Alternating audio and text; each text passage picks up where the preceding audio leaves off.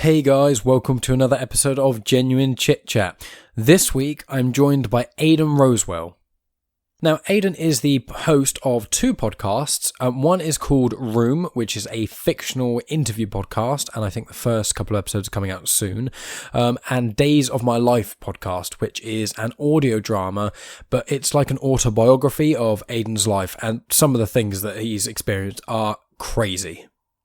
So this chat is quite an interesting one. The subject matter makes it sound like it's a very dark, deep chat, and it is deep in a lot of senses, but it's also light-hearted in the way that myself and Aidan talk about it. And Aidan is very, very open about these things, and the way he speaks about them and things in a very open and honest way, it really means that this is such an enjoyable podcast to listen to, even given the subject matter. Now, I'm not saying if it was deep and dour and upsetting that it wouldn't be enjoyable to listen to, but it's a slightly different kind of podcast that you'd expect. So I just want to preface that before saying the subject matter, before we kind of get into things. So the chat actually starts with us talking about Days of Our Life, which is a podcast that I really recommend to anyone. I started listening to it sort of to research, speaking with Aidan, and I got hooked. I've listened to all of them, and they're absolutely incredible. The production's really good, and the way he talks about things are really good. The way the story is brought out, it's really, really interesting. So I really recommend people check that out. But so basically what happens in his journey, a lot of it is talking about his struggles with drug addiction. There's a time where he overdosed on amphetamine, which he speaks about in this podcast. He's got a 3-part called Lost and Found at the end, toward the newer episodes as of releasing this. Lost and Found part 1, 2 and 3. And that's about him going to India, where he'd never been abroad before. He went to India by himself when he was just a young man, to try and kind of find himself in a way. And he went to like a sort of a meditation place. He goes to lots of different places in India to try and kind of find himself. So it's really interesting hearing about his journey of self-discovery in a sense. He talks about sort of why he got into drugs, why he thinks that sort of he got into drugs, as well as all the difficulties that he had in his life leading up to that point. We speak about some of the stigmas surrounding drug users and addicts, the discussion between sort of legalisation, decriminalisation, sort of what can be good and bad about that, whether cannabis is a gateway drug, and loads of other things in that sort of realm. So it's quite a drug-heavy discussion conversation, but obviously that's because of Aidan's life, especially what he talks about in Days of My Life, is a lot around his drug use and essentially the effects that it had on him. Me and Aidan do also talk about, Aidan's mother passed away from breast cancer when he was, I think, about 18, and my dad obviously passed away when I was 19 of cancer, so we do talk about that as a little bit in there as well, just in case anyone, as a little trigger warning, just in case anyone would be upset about that. Anyway, I'm going to stop talking about all the sort of stuff we talk about in this podcast because I couldn't do it justice in this intro. So I want everyone to kind of get in there, listen to it, love it, and then go check out the podcasts, which I have left links in the description for that. Just before the chat gets started, there'll be a quick promo for Heather Vickery's The Brave Files. I've had Heather on the show before. I think I'm going to be, I did an episode with her a little while ago. I think that's going to be airing soon-ish. And her podcast is very similar to Genuine Chit-Chat, except it speaks specifically to really inspiring people. So with my show, I talk to people about movies, video games, drug addictions, podcasts, anything and everything. Heather's is a lot more about the individual stories and, the people. There's some people in there. There was a gentleman from Uganda who was helping give passage for LGBTQ people. There's transgender people. There's people who've left certain religions, like loads of really interesting people. So if you like this show and you like the more inspirational sort of uplifting aspect of Genuine Chit-Chat, go check out The Brave Files because it is incredible. Anyway, that's enough from me, guys, before I ramble on and just talk my way through any new listeners wanting to listen to the actual chat. So I'll be back at the end after the part 1 of our chat to talk about what's coming up in part 2 and what to expect if you subscribe to Genuine Chit-Chat and other sort of things and such like. So, like on the usual social media channels, share, review, all that usual podcast jazz. And I really appreciate all you guys listening. So thanks a lot for that, and I'll talk to you at the end.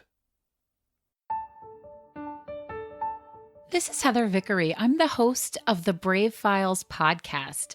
The Brave Files is an interview show that shares stories of real people who choose to live courageously every day. Each week, we introduce you to a new person that has decided to make brave choices despite all of their fears. From being a social justice warrior, to murder in self-defense, to starting a business that allows you to travel the world and everything in between. There are a million ways to choose bravely each and every day. We also feature a charity of the week and learn actionable ways to help make the world better together. The Brave Files provides insight, encouragement, and connection on a deeply human level. So if you're looking for a podcast that's compelling, engaging, and inspiring, check out The Brave Files. You'll find us anywhere you enjoy podcasts.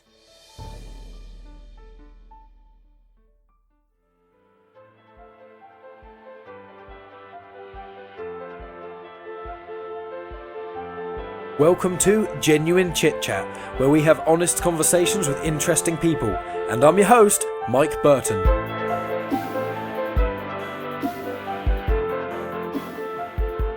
I am joined today by Aidan Rosewell. Aidan, thank you very much for coming on the podcast. It's great to have you on. And we started speaking on Twitter a little bit, and I found out that you have two podcasts. One that's sort of just starting and one that's been going for a little bit longer. So do you want to sort of introduce yourself and introduce your podcasts? Yeah, thanks, Mike, very much for having me on. It's a pleasure.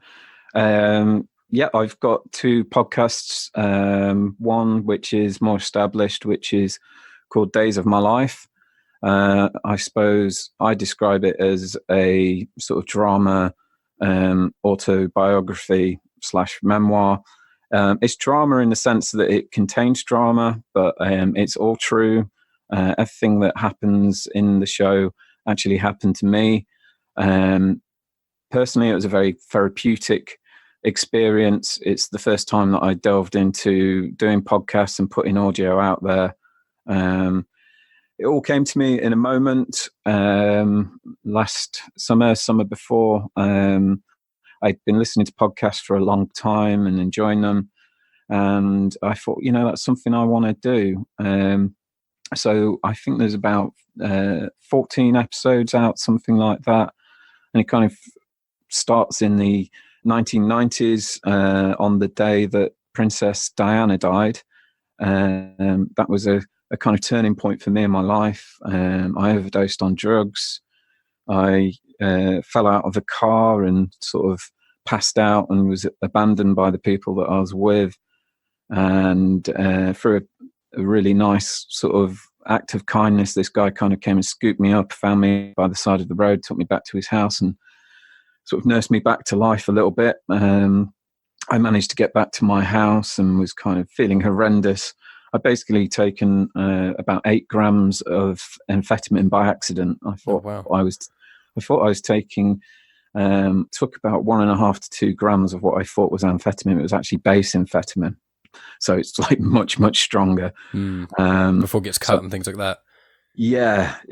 And so I was on my way to a rave and I was kind of getting ready to have my usual kind of Saturday night out. I was 16 years old. And I had this kind of turning point where I watched in the small hours of the morning that Princess Diana had been hurt in this car crash, and I was sort of smoking weed and trying to sort of ease myself off this kind of overdose.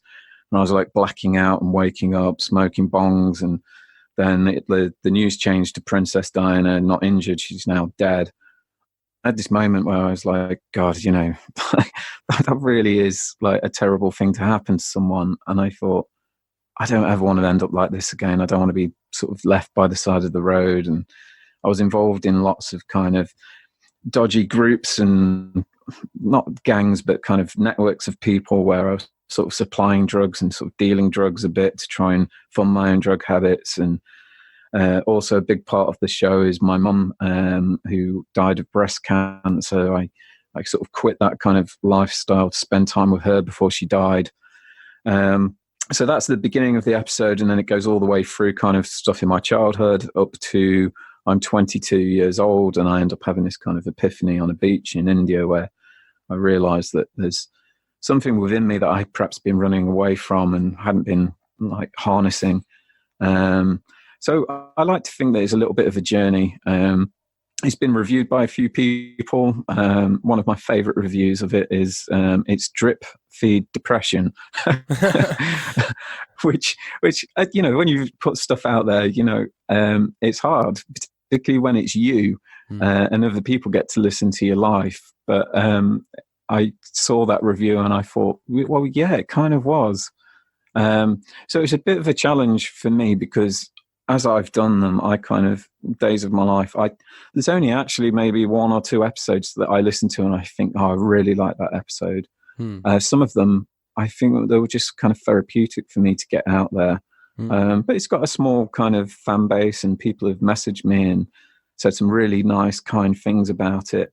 But it's on a break at the moment. It's going to come back and it's going to be much more interesting because it's difficult myself. I'm 38 years old and I'm sort of talking about stuff that happened 20 years ago. And I'm a very different person to the 16-year-old kind of drug abusing, chaotic lifestyle, kind of grief-ridden late teens. I'm married now and I have a daughter. I have a good career. I haven't done drugs for a long time and I don't have any desire to. So it's been slightly frustrating because I'm ready to start doing some more stuff with that show that is going to be very different to the first half of the show, if you like. I mean, you've summed that up absolutely incredibly there. I mean, when you messaged me on Twitter, I did my usual of just, normally if I have a guest on or someone who could potentially be a guest, if they have a podcast, I'll look into that a little bit. If they have some music or whatever, I'll kind of do some degree of research and kind of go from there. But with your show, I listened to, I think one of the ones you recommended was The Beginner's Guide to Being an Atheist, and then one of the other one was The Misadventures of the Cocaine Kid. And I listened to those two, as well as Dyslexic Idols, and I was like, this is absolutely amazing. And so I just listened to all of them, except I missed the first four. But apart from that, which I'm going to go back to after we've spoken of things, I've really, really enjoyed your show, and I'm going to be recommending it to more people. And what I was surprised by was how it is quite like an audio drama, as you kind of put it. Like, it's obviously autobiographical. When you speak at the start, you explain it a bit, but you put music along with it, and some sound effects, which does actually really help with the immersion and things. But also with some of the other voices and things, do you do all of those voices, or do you get friends or other people you kind of vaguely know to do them? There's an episode that you may have missed. That's my fault. There was a glitch on my feed, so it wasn't showing the first four episodes. So I think episode 4 is called The Treble, and that's about the night that I'm a lifelong Manchester United fan. It was in between my mum dying and my mum's funeral that Manchester United won the European Cup. And me and my brother, I have my brother Hugh on, and we sort of talk about that night. So he's there. Apart from voices, there's a few samples. So I sampled Malcolm X for the Dyslexic Idols one. I sampled Gandhi, Martin Luther King. They were kind of heroes for me. I dropped out of school when I was 11 years old, didn't have any sort of positive male role models in my life. And just by a lucky accident, one of my mum's kind of hippie friends gave me a copy of Malcolm X. And I can remember watching it, it blew my mind. He just became my instant kind of hero. And I think because he was a sort of an outsider, an underdog, because he was discriminated against, but he was fighting for something, it kind of mirrored how I saw my own little struggle. I sort of dropped out of school, and I knew that I had something to give to the world, but I didn't know what. And I loved his kind of by any means necessary kind of attitude. So I think I had one friend appear in it as a police officer in The Adventures of the Cocaine Kid. He's not a professional actor. I had a fellow podcaster called Phil Usher, who does his own show called Affair and the Dark Saga. And he played Dan, a reoccurring drug dealer who wasn't a very pleasant, sort of positive role in my life. And then I think the last voice, there's a couple more voice samples. So I sampled George Bush. Yeah, I just managed to find that clip of, the address he gave after 9/11, because one of the episodes is based around 9/11. Yeah. And kind of, when you look at 9/11 back, and he's coming on and he's talking about, as I walk through the shadow of death, fear not, you're not alone. It really kind of tied in well with the narrative of the story for me, because the narrative of that story for me was I need to get out of England. I need to get away from Western culture. Hence Lost and Found being the last sort of 3 episodes. And the last sample is a real kind of great male role model figure in my life that I found when I was in India, which is Richard Albert, who's known as Ramdas. He's this kind of spiritual guru, I guess, but not in the kind of cultish kind of, Lamborghinis kind of guru. He's a legitimate kind of yogi who went on pilgrimages to India, and he dedicated his life to helping people that are poor. And some of his kind of audio, ironically, it was audio I found in India, these tapes really helped me sort of start turning my life around. So they're the samples of people that appear in the show. Wonderful. And just before we go off, because there's 100 things to unpack there, which I do want to get into, you've got one other show as well, which is kind of in the midst of being launched at the moment. Do you want to just briefly talk about that? I'll include the description in the show notes as well.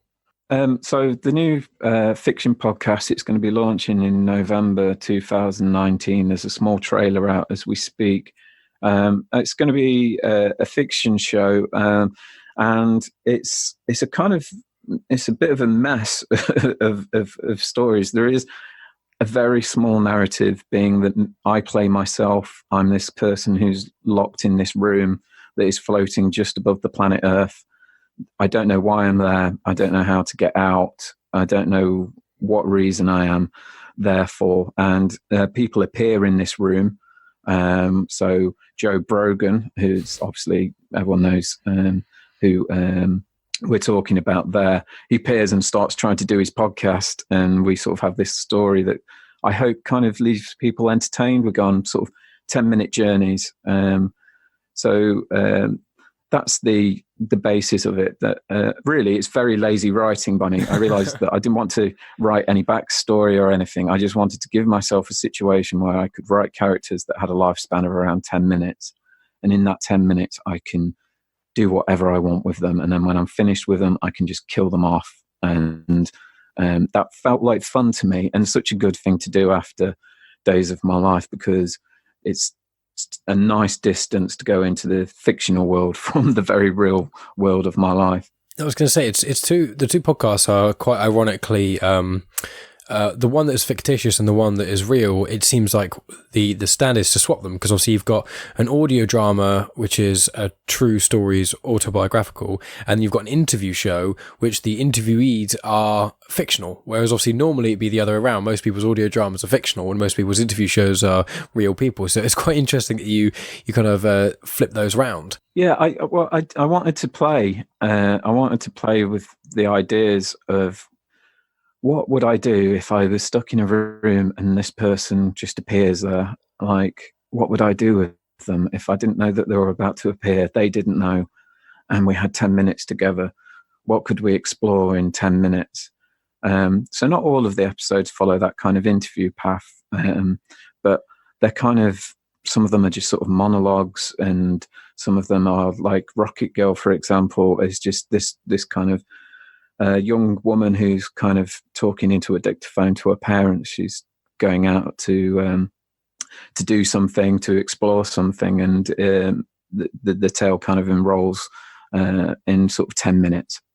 Yeah, I mean, because you sent me links to listen to the first two episodes of The Room, and I thought they were incredibly entertaining. And one thing I liked a lot about your podcast, Days of My Life, is with audio dramas especially, there are a lot that are quite long or quite varying length and things, but yours were, people who listen to my show, each episode's about an hour long, sometimes a bit more, whereas Days of My Life, generally they're around 10 to 15 minutes, and it means that, like on my commute to work, for like an hour drive, I don't always necessarily want to listen to a podcast for a whole hour. So you can listen to yours, and I can listen to like 2 or 3 episodes and go, the last 10, 15 minutes, kind of fancy listening to music or something like that. And I think that the format that you've done them in, the way you've done them, is really, they all go together really, really well. And I was generally just surprised how good they sound and how immediately hooked I was. Like, not because of anything to do with the show, but normally with audio dramas or other sort of podcasts, it takes me a while to really sort of get into them, in a sense, but I thought yours were amazing. So you mentioned that you started doing it sort of last year.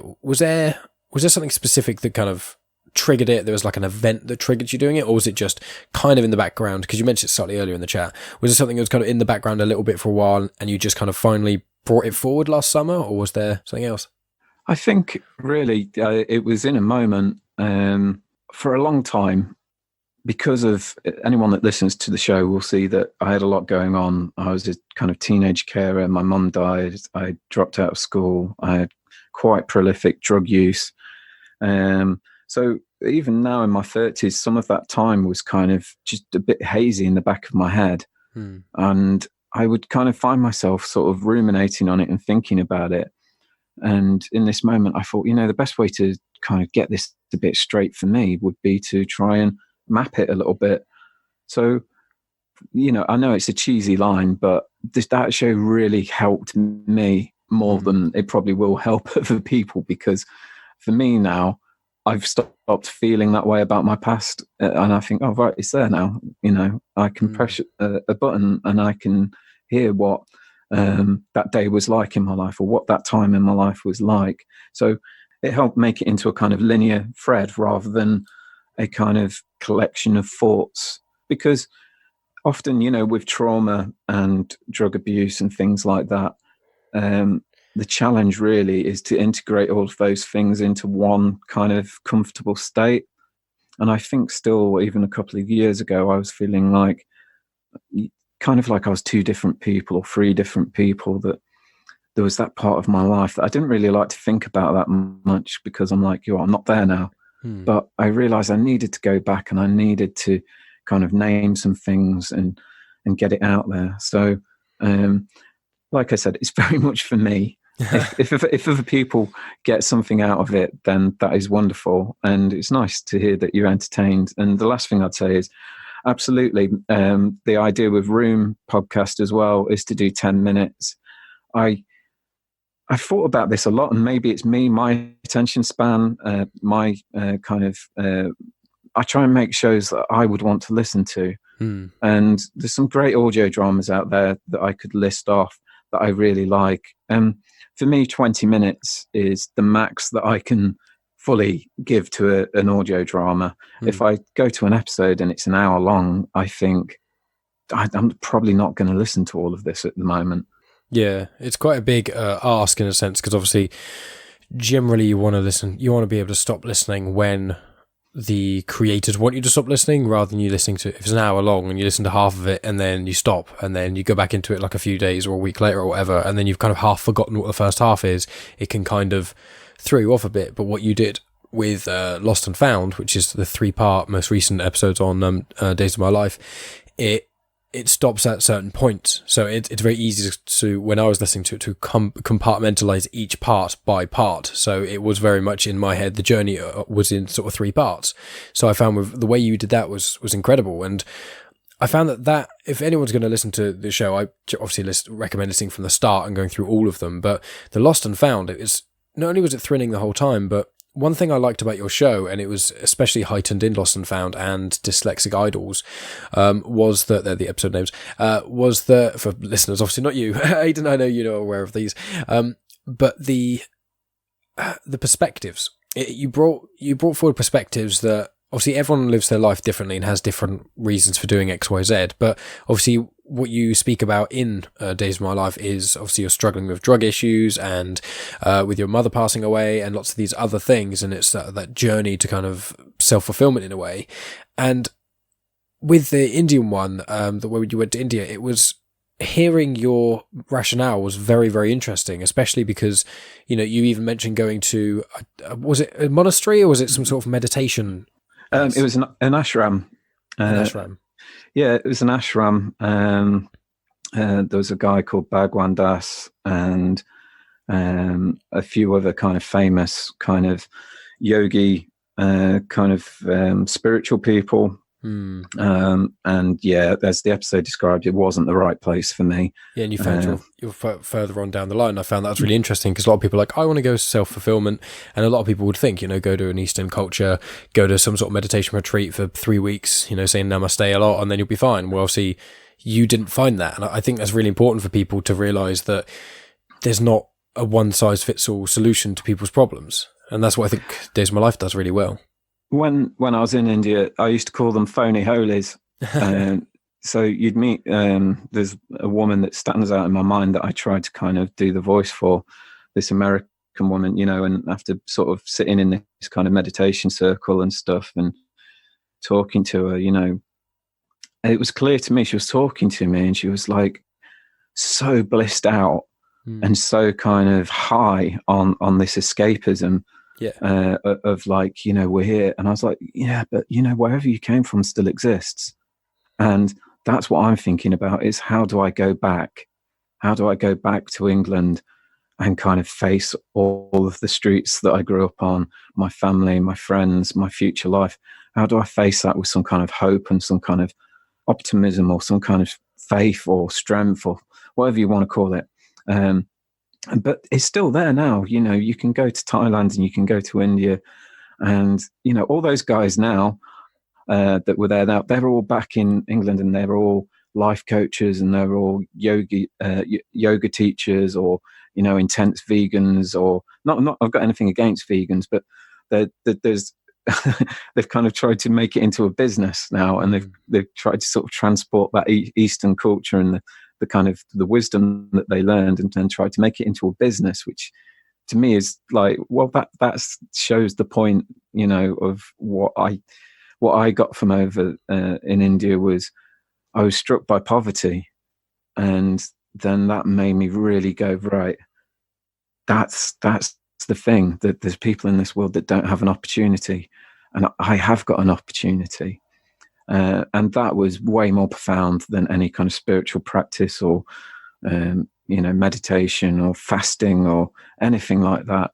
That gave me some hope. I was like, I've got something more than a lot of other people have. So I almost kind of put instant pressure on me, or instant motivation to go and do something with my life. And I hadn't got that in England. I felt like I was kind of in a rat race and surrounded by people. It was like, get a good job, make enough money.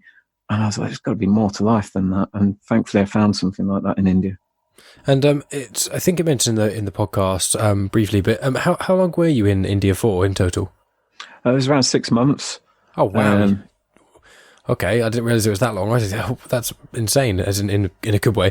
How long were you at like, for people who haven't obviously listened to the podcast, just if you want to say it in brief, you got there, you obviously did the sort of yogi meditation-y part, and then from there you went on the training things, which you speak about in I think part 2, and then you get to the beach, and that's where you kind of had this, for lack of a better word, epiphany. So do you want to speak about that a bit more? Yeah, well, I spent time in Pune, which is northern India, and that was the place that I was kind of recommended to go to. And I'd done stuff before I went, like I went to local Buddhist centers and stuff, and that can be really like crushing if you're a guy that you're looking to kind of expand your mind or to gain some perspective. I used to talk to this Buddhist monk about how long does it take to get enlightened, and he said basically meditate kind of 12 hours a day, and maybe in kind of 10,000 lifetimes you might achieve enlightenedness. And I was like, I'm not going with that. And I found a lot of Buddhism kind of a little bit, it's like just pushing stuff away. It's like, I have this thing of, I like feelings, I like being in the struggle. I like being in the mix, this sort of karmic stuff and this kind of, attachment is a form of suffering. That doesn't sit well with me. So I experienced that kind of, again, coming up against that wall of organized kind of religious practice, and seeing that a lot of people were just kind of sheep, following the shepherd. And so I gave that a go for a few weeks, and then I sort of decided that I could make my time last a lot longer there if I just went ultra cheap. If I just went to a beach place, that's what I had in mind. I'm going to go to a beach place. I'm going to live as poorly as I can, and that's going to buy me time. And that was the best thing that I did, was by going to this beautiful, I mean, it's heartbreaking now because it's massively touristy, but back when I went, it was still fairly unknown. This small fishing village called Arambal. And I kind of integrated into their way of life there. I speak about it in the podcast. I'd wake up in the morning, I'd go and play chess with these waiters at the local cafe. I'd play football on the beach with the kids. I'd spend time in the sea. I'd rock in my hammock, and I found these brilliant kind of talks by this guy Ramdas, who, like I said, I felt like he was talking directly to me. You know, he was saying, look, you know, the game in life is not to get high. It's not to escape. It's to be free within it. You know, he said, you know, everyone armors our hearts. We armor our hearts because things are painful. When you have empathy for other people, it can blow you away and you freak out and you think, I can't handle all of this emotion. I can't handle that there's suffering around me. But the key is to live your life and not push that away, and to live with, you know, kind of the darker side of your life or what you see around you, but integrate that into a way where you're living with it. And that made sense to me. And I started to do that in Arunball, to the point where I was almost like Forrest Gump. There's a film, Forrest Gump, you know, when he finds out that his mum's sick and he's on the boat and he sort of just jumps off the boat and starts swimming. I had a moment in India when I couldn't get back to England quick enough. I had a plan. I thought, I'm going to go back, I'm going to go to college, or I'm going to start volunteering somewhere. And I more or less did that. I started volunteering, and that led to my career that's been going on for like 17 years now. So yeah. Well, that's, I mean, it's an incredible journey. And as I said, I implore everyone to go and check out Days of My Life. I'll put a link in the description and whatnot. I want to ask as well, have you traveled much since going to India? Because I think you said this in the podcast that India was the first time you'd been abroad. So have you been away much since then? Not really in a traveling kind of sense. I've been around Europe a bit. I'd still want to go to America at some point when I'm older. I want to go and explore America because I've always had a pull to go and see some of the famous sites over there. But no, I haven't done any more sort of pilgrimages or, you know, going off to sort of find myself or anything like that. No. Yeah. Well, I suppose the one that you did worked out really well for you. It turned things around quite a lot. And I want to ask as well, with the drug use and that sort of thing, what in the show you say it, but obviously there's your parents divorced and then your mother got really ill and things. So how, and obviously you didn't go to school as well when you were younger, after like 11. So it's 11, 12. So it's like, what with the drug use and things like that, do you think that was primarily due to you not being at school? Do you think it was due to your parents splitting? Do you think it was due to like a wide berth of things? Is there something that you kind of primarily attribute to that sort of line of your life that you went down, essentially? There's a combination of things there. I mean, you have to remember that this was sort of 1990s, mid 1990s, early 1990s. So drugs at that point in England were very cool. And, you know, famously you had Noel Gallagher out of Oasis saying, you know, drugs is just as normal as doing a cup of tea. Yeah. And saying, you know, all politicians do it. And there was this kind of feeling that, you know, it was about the free party scene and raves and kind of summer of love, that there was a more of a sort of social acceptance to doing drugs and experimenting. I found myself in a situation where I was quite socially isolated. I had kind of emotional trauma. And when I started doing drugs, it was because I was looking for something. I was looking for something outside of my kind of boring existence. I didn't go to school. I had like a lot of kind of imagination and emotional energy in me. And I found when I started experimenting with drugs that I could kind of, I could stay with it more. And it made me very creative. And, you know, it sounds like a kind of, you know, like an ad line for gateway drugs and so on. But it quickly escalated. I started doing weed, I started drinking, and then when I started doing cocaine, I think that was when things kind of went to the next stage. Doing ecstasy was, you know, I'll be absolutely honest about it. I still look back at doing ecstasy as some of the best nights of my life. You know, the feelings that I had with ecstasy with my friends and dancing to music. It was like I discovered a different way of living. Yeah. You know, I felt completely kind of at one with the world and with the music with the people, and no one had told me that life was possible. Yeah. No one had told me that, hey, you can get these feelings, you can meet these people and this music, and you can carve out a way of life. But what you don't realize, particularly when you're younger, is that is actually taking a cost on you, because before you know it, all your money's going on it, and then you're like waking up and panicking and thinking, shit, I haven't got any. And then obviously your mental health starts to be affected, your relationships. And for me, by the time that I realized, I was fully invested. I was, when I was 16, I had a drug habit that was like £300 a week. Oh, wow. That was, sort of smoking weed every day, doing bits and bobs in the week. But I was, Friday, Saturday, Sunday, I could spend £200, £300 just sort of getting it absolutely as high as a kite. In the same respect that, like, I kind of went off to India, I was looking for something else.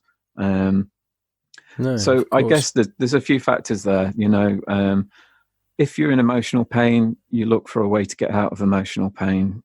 And it's natural. It's a human response, isn't it? 100% if you agree. cut yourself, if you want a plaster, but if you're feeling anxious or depressed, then you find out, I take this and I don't feel like that anymore. That's kind of how it started. Just as basic as that for me, really. Yeah. Well, that's very, very honest of you, and I appreciate you saying that. I mean, with this show, obviously, I am not famous enough or anything, or famous at all, rather, to be able to delve into, let's say, be as honest with some of my past as I would like to be, due to me having a job and things potentially happening. But to say it without saying it, I've said in the podcast before that when I was in college, I had smoked cannabis at least once. I'm not going to divulge how much or anything like that, but when my dad died, which is when I was 19, and he was ill for 18 months before that, I did self-medicate. Not intentionally, like, I feel rubbish, I need this to make myself feel better. It was around that point in my life, I came across some individuals who were involved with some things that make you intoxicated that maybe you can't buy from a shop, if we put it in that way. Yeah. And there were, I did go through a little phase, especially when Dad died, and I didn't realize I was doing it until, after the fact. But there were points where, it wasn't quite as bad, but, every other week I was drinking and smoking and some other stuff as well. And I did get into a little bit of a cycle. I wasn't quite as, I wasn't in it in the same way that you were necessarily, but it was that still, I feel like shit. I'm not really processing my pain properly. I'm kind of not facing, like, when my dad died, I didn't cry for like 6 months. And I'm not saying people have to cry, but I didn't realize I was holding it back until I realized I was. And, I had a cry about it 6 months later after I spoke to someone about it in depth a bit more, and it kind of went from there. But even after then, for a good year and a half, I was out on the weekends doing illicit substances, and it was doing things where, like, for certain ones, for example, like you mentioned, ecstasy. One of the things ecstasy does, it makes you feel absolutely amazing. It floods your system with serotonin, and you feel great and happy and all that sort of stuff. And then the following day, you're on the come down, which is obviously your serotonin levels regulating again, to make it a normal level. But to do that, you normally feel rubbish because you have the huge amount from the night before, like, candle that burns twice as bright, and then you have to kind of, your body eases up a lot, so you feel like shit. And then what do you do with that? Well, then you take something else, or you drink, or you do this to kind of get you through the come down of one thing. You do something else, and it can be a very easy cycle to get into. And with me, when I was in that, I wasn't even realizing it was a problem, because I was doing it, as I say, once every 2 weeks or so, or once a week. On the weekend, it wasn't affecting my job or anything like that. And seemingly, and I seemed in my head, I was like, it's not a problem. And then when I stopped doing it, I was like, oh wait, no, every single weekend, if I'm not doing these things, that's all I'm looking forward to. Like, all I want to do when I'm at work is I'm just thinking, I can't wait to get home and do this, and I can't wait for the weekend. And I stopped to kind of enjoy things as much because I wasn't on these things.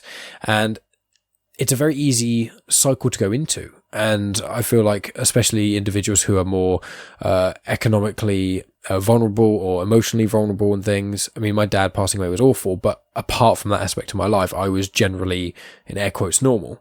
So I can see how those sorts of things can really appeal to people in more difficult times times. And did you find that some of the people you were associating with and hanging out with who were also doing these kind of things were in similar either economical or emotional or any other sort of vulnerable space as yourself?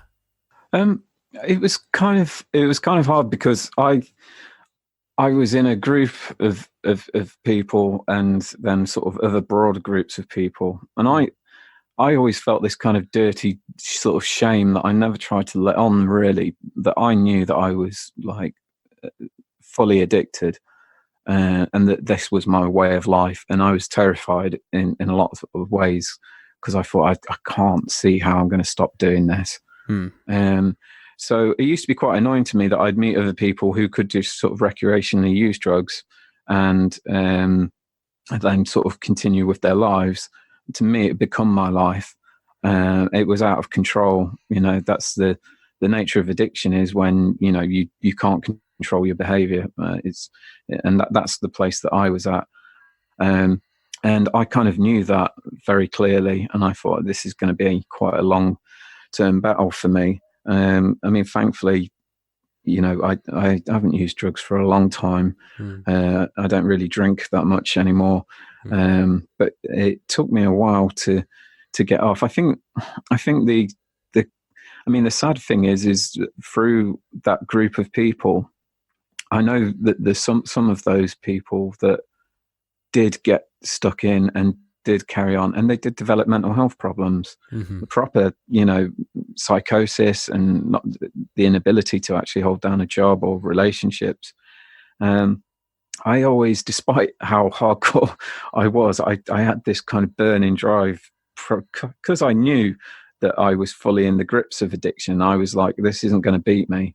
I'm going to have to find something else. And eventually that happened for me. I started to find other things in my life that could replace that. But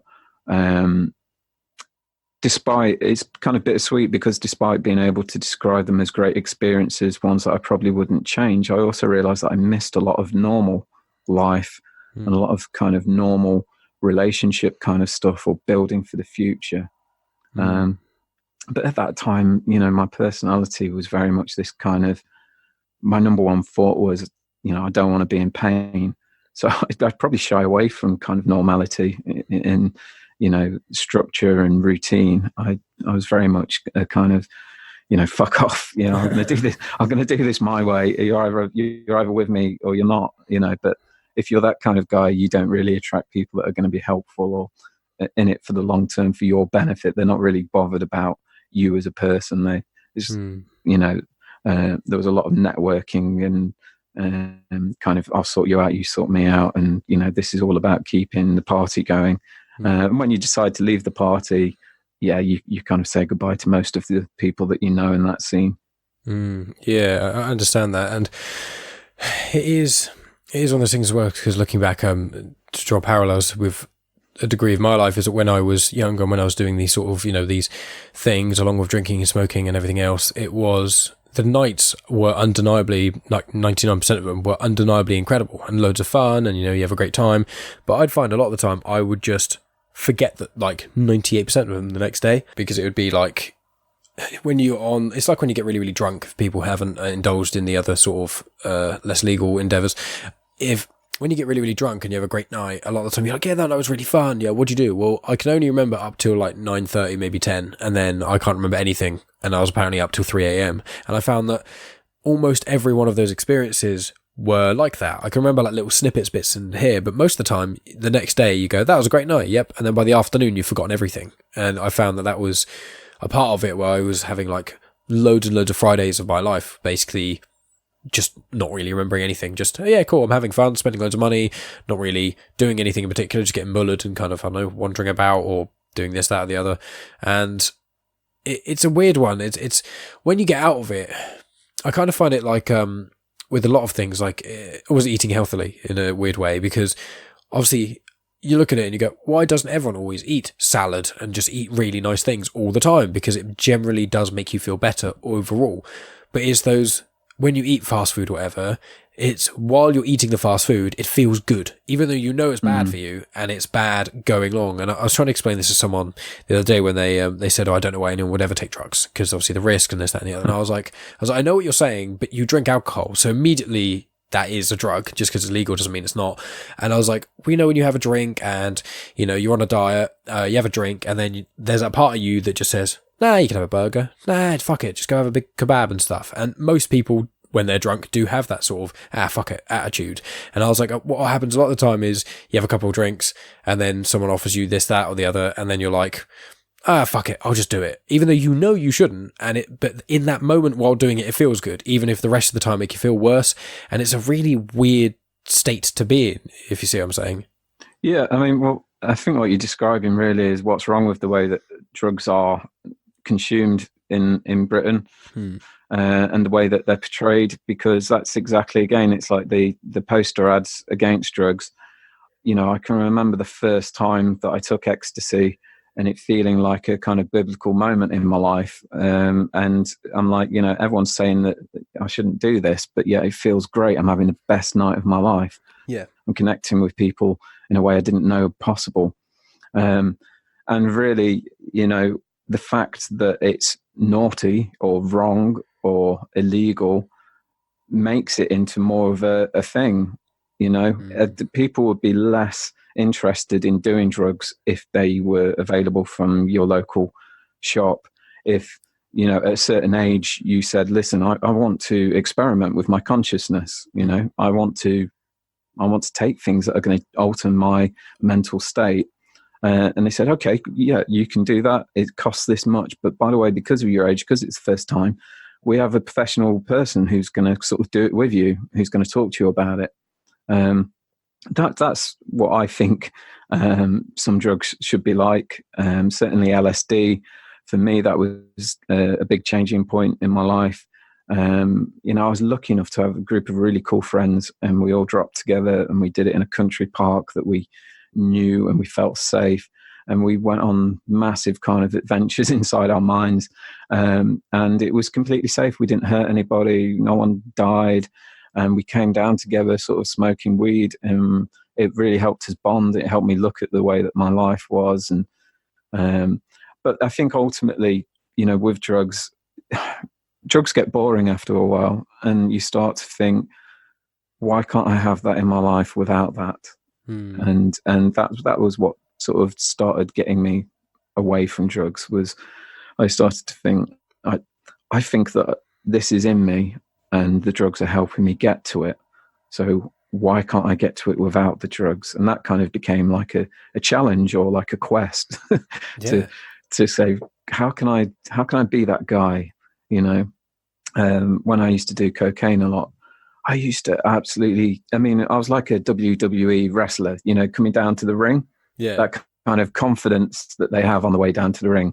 I used to walk into a room and I used to feel like I could talk to anybody and I could just connect in this kind of emotional way with people. But then the next day, I'd be like not looking at the person in the shop, making no eye contact, because I'd be like terrified that I might say the wrong thing or they might judge me. So I had these huge kind of flip-flops, and I was like, no, I need to find some balance here. Yeah, and I think one of a point that you touched upon there is that I've spoken about my opinions on sort of drug reform in the past on this podcast, but my main thing is cannabis should be legal. I've not heard an argument for it not being legal. I think it's objectively less damaging than alcohol. If someone said to me, well, I want alcohol to be illegal and cannabis to be illegal, I'd be like, I disagree. But if you have that sort of hard line that no one should ever be intoxicated, okay, I disagree, but fair enough. But if anyone argues that, alcohol should be legal and we shouldn't be, then I think they're just a hypocrite and they're more, less a hypocrite, they're more just ignorant and they haven't looked into things more. But then when it comes to the other drugs, it's a bit more of a grey area, and it's a bit more, no one, if I said tomorrow, I want to make meth legal, people would be like, what? What's wrong with you? But then you dial it back and it's like, okay, well, we definitely should be. Well, when, like acid you mentioned, acid is like the chances of someone actually taking a fatal dose of acid is insanely small.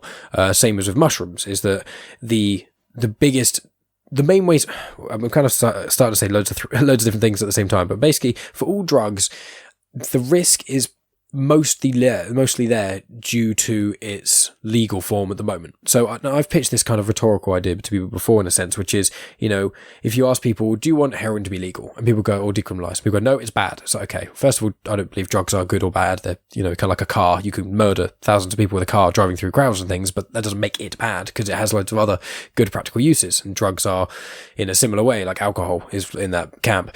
But what I'd say is, like, would you rather have it, so we have as a random number, just an example, would you rather have 100 heroin addicts in the city and 50 of them die and 30 of them commit loads of crimes to steal from people? Or would you rather have, say, 150 or 200 addicts, but 5 of them die, 5 of them commit crimes? And the difference between the two of them being the latter one with more people but less sort of negative things coming out of it could be a way that you'd look at it if it was legal. Now, I don't think legality means everyone's all suddenly going to do loads of drugs and it's going to be a big epidemic, but the only argument I've heard against legality truly is that more people would do them. And my argument is, yeah, but people do them anyway, and the main reasons people overdose or this, that and the other is because they think it's something when it's not. You buy it from a dealer, you buy a gram of heroin every week or whatever from a dealer, constantly doing the same amount, and then suddenly he gets a batch that's a lot stronger than you're used to. You take the same amount and then you overdose because your body's used to it. And if you had a regulation system like we have with alcohol, then you wouldn't have that problem, if you see what I mean. I absolutely agree. I mean, fundamentally it comes down to care. And I think, in the real meaning of the word care, and we should live in a society where we care for each other and we look after each other. At the moment, the way that the drugs industry works, the illegal drugs and controlled substances, is not set up to care, particularly for young people. You have to, if you're going to do drugs, it's an illegal act. You have to mix with people you might not want to mix with. You're going to go to places you may not want to go.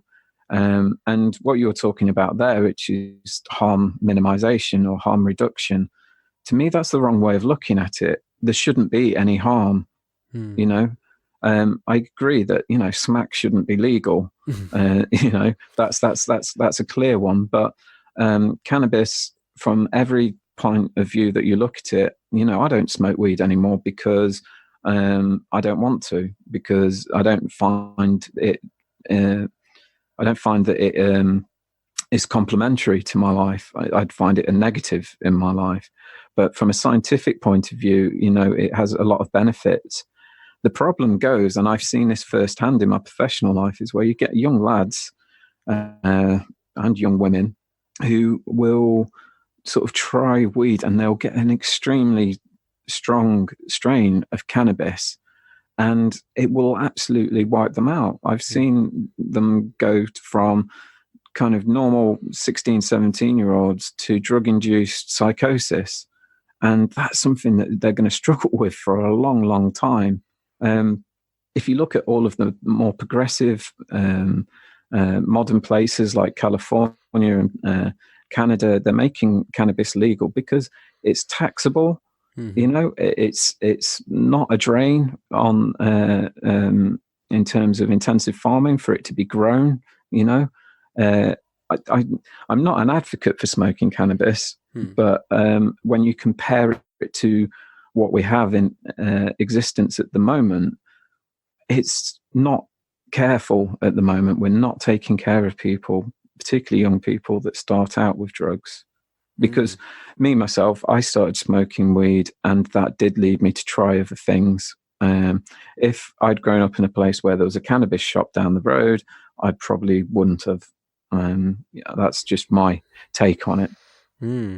Yeah, it's a weird one, the whole gateway drug sort of the argument, because I think saying anyone who would say weed is or is not a gateway drug is too black and white, because the problem that I find is that part of the reason it is kind of a gateway drug is because people are told, not as much now, it's because obviously with America's media and Canada and, I think places like France, Portugal, decriminalising it, and it's kind of becoming a lot more widespreadly accepted. And obviously in England now you can get CBD, which is obviously part of the cannabis plant, but it's not exactly the thing that makes you high, because THC makes you high, CBD doesn't. And, without getting into all the chemical details of that, it's one of those things where you are told, I remember this when I was in college and I was told my entire life, drugs are bad, just full stop. Not what drugs are, not that alcohol's a drug, not that, you know, some people can have, you know, epiphanies on mushrooms or LSD or DMT or anything like that, or great nights with friends. It's just drugs are bad.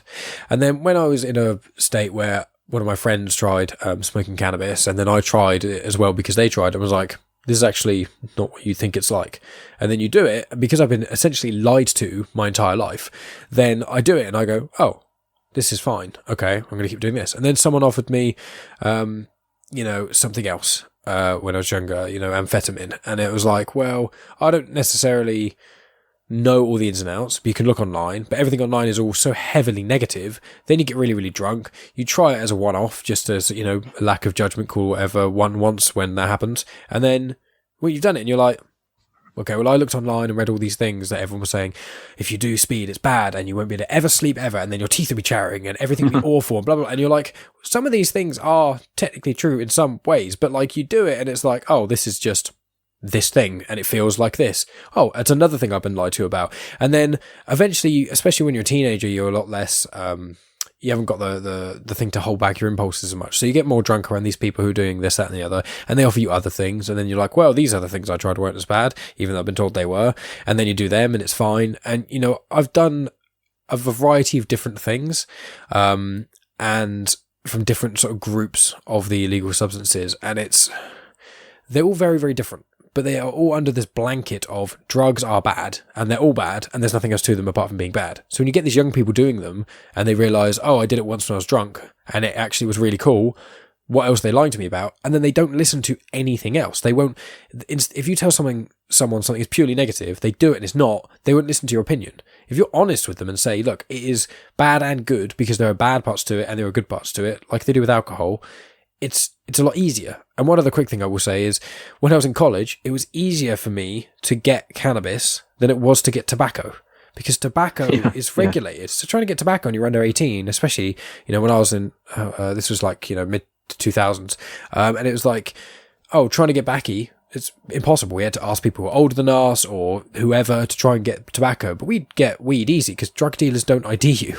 And this is one thing people don't get as well. A lot of the time when they're like, drugs are bad, they need to all be illegal and no budging. It's like, well, kids are going to get drugs. Like when I was as I said, when I was in college, I could get weed easily. Getting alcohol and tobacco, that was difficult because it's regulated and controlled by people who can get in trouble if they sell it to you. If a drug dealer is already getting in trouble, they're going to ID you, and that's it. Yeah. I mean, one of the episodes, the misadventures of the cocaine kid in Days of My Life. You know, I was pulled over by the police. I was 14. You know, they strip searched me. You know, all they said to me in the car on the way back to the police station, you know, they tried to, I say in the show, you know, they gave me the drugs are bad, you shouldn't be doing drugs, because they could see I was high. You know, and my friends were just taking a piss out of them. They're saying, oh, we only inject smack, you know, which they didn't, but it was just that blatant kind of, who the fuck do you think you're talking to? You know, we're 14, we're absolutely off our heads. It's 2:00 in the morning and you're not more worried about why I'm there and why I'm doing it, giving me this kind of drone message of it's wrong. And I think what you're talking about really is a culture. You know, if you think about cannabis as something that you can smoke in a cafe socially and that you can buy and it's acceptable, the image that comes to mind is of reasonable people going into a shop, paying a reasonable price for something that is safely sourced, consuming it safely, and then going about their day. Whereas what you said is similar to me. You know, the key thing was drink loads of beer at college and then do it. And that's the worst possible time to do it. It is 100%. When you're making friendships with people that you don't necessarily know or trust. You don't know what their agendas are. You've got a lot of alcohol, which is often a mind-altering substance. You know, that's the riskiest time to do it. If we could foster a culture whereby saying, okay, drugs exist in this world and we can't change that, but what we can do is make it as safe for people to do as possible. That would be what I would like to see. And yeah, you know, some people are never going to do it, and that's cool. That is totally cool. But there is a hell of a lot of people that will look to go, I'm interested in that. I want to see what it's like. Yeah, and I could have said it better myself, really. It's also one of those things that annoys me a lot of the time when people are like, a very strange thing. I don't know if you have it with some of the people you associate yourself with, but obviously myself being mid-20s in 2019, almost every person I know my age, or even my mum and people like that, have been to Amsterdam. right? You tell people at work, oh yeah, I go to Amsterdam, I've been to Amsterdam, and they go, oh, did you go over there and smoke weed? I say, yeah, I did. And they're like, that's cool, yeah, whatever. But then if I went to my work colleagues, oh yeah, I'm not saying I do this, I want to clarify, but like as an example, I was like, if I said, oh yeah, when I get in from work, I don't really drink, I just sometimes have a joint, just kind of chill out. People go, what, you smoke weed every single day? And it's like, what? If you tell someone I had a beer every night when I get in from my call, the stereotypical glass of wine with a soap opera, that's fine. No, don't worry about it, guys, it's fine. But wait, no, you want to smoke weed by yourself? What, to chill out after a long, hard-working day at work? How dare you? You're disgusting. Oh, no, I did in Amsterdam. Oh, you got on a plane and did it over there. Oh, you did it over there, it's fine. But as soon as you come over here, you can't do it. It's like, what? Yeah. And again, with the same thing with, doing mushrooms or acid, it's completely normal in a lot of cultures for people to go on like vision trips, or you've reached an age of maturity where you're going to try and expand your consciousness. Like me and my friends did it. They were like lifelong friends. We were really safe. We did it in a safe place. We planned it, and it was really cool, but I couldn't tell anyone about it. I couldn't tell like my peers and stuff. If I went into a job interview and they said, could you describe a time in your life, when you made a big change or something really positive? And I said, well, I'll tell you what, once me and my friends, we went and we all dropped a bunch of acid, and I felt connected to the universe in this way where I felt safe and that I didn't have to worry, and that we were kind of all connected, and that I could see this kind of energy. And it really reassured me, I don't think I'm getting that job, because they go, well, okay, that guy's a fruitcake. But that's my truth, that's my truth, that happened. And I genuinely wish that other people could experience that feeling. It was something that I would recommend to people, but I was lucky. I had friends that were safe, and we planned it. And, as we've just illustrated, often it will be someone who's just kind of taking a risk, and it shouldn't be such a big risk. And that's the end of part 1. Thanks as always for tuning in, guys. I hope you enjoyed part 1 as much as I did.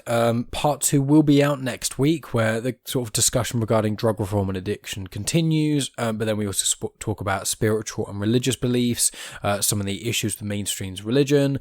We speak about sort of redemption, and we use a couple of extreme examples to try and kind of delve through the grey area that is redemption. It's very easy to forgive someone who stole a loaf of bread to save their family, but if it's someone who killed someone to save their family, and how far does it go before the line of redemption is irredeemable, essentially? So we speak about that a little bit.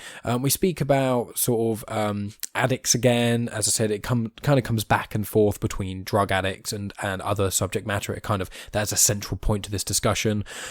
We speak about how sort of one should speak to their children, or at least our opinions on how one can talk to their children, especially someone like Aidan who's had such a past with drugs.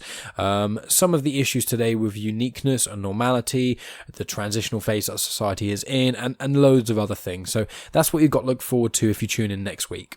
As I said before, everyone should tune into the Days of My Life podcast. I've included a link in the description. It's a really, really cool audio drama. Each episode is between like 8 and 15 minutes, so they're really easy and bite-sized chunks. And some of them have some really, really insightful parts to them. So I really recommend people check those out. As I said, obviously, coming up next week will be part 2. After that should be probably part 1 of my chat with a gentleman who is involved with true crime, but I can't confirm that until we've had that chat.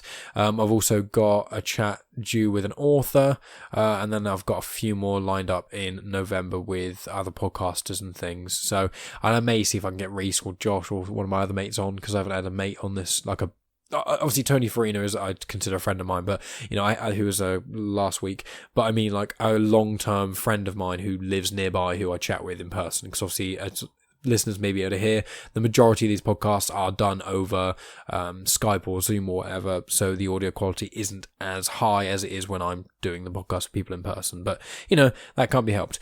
Anyway, I'm rambling as per usual in my outros. I ramble on. If you're a new listener, this is probably where most people switch off, because I just kind of go off on one about random shit essentially.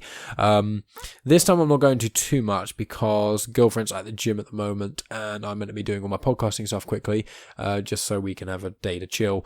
Gonna play some video games. I recently bought Cell Damage HD on the Switch for like £6.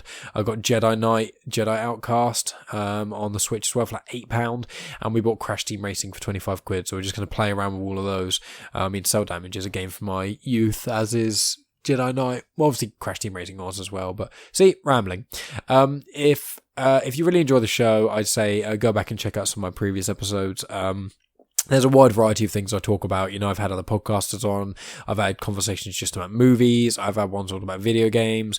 I've had ones with life coaches. I've had other discussions about drugs and things. There's one quite a while ago, and I think the episode title was something about festivals.